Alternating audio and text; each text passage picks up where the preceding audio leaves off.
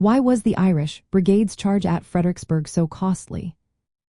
Imagine charging uphill into a wall of fire, with no cover and enemy guns blazing down on you.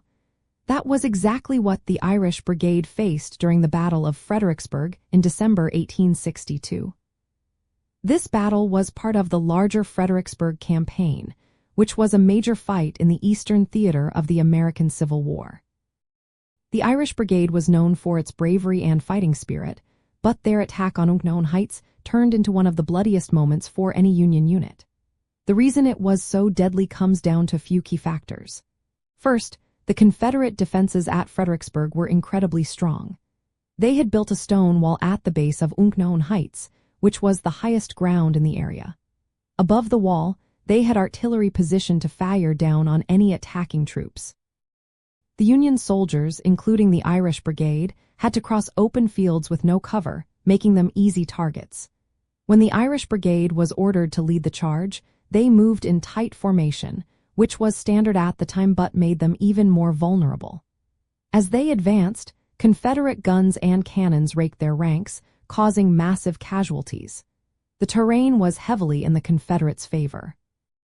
The open ground offered no hiding spots, and the stone wall was a nearly impenetrable barrier. The Irish Brigade had to march hundreds of yards across this killing zone, exposed to continuous fire. The Confederate artillery above the wall could fire down into the advancing troops, adding to the chaos and destruction. Out of about 1,200 men who went into the attack, more than half were killed, wounded, or went missing. Some regiments lost two-thirds of their soldiers in just one assault.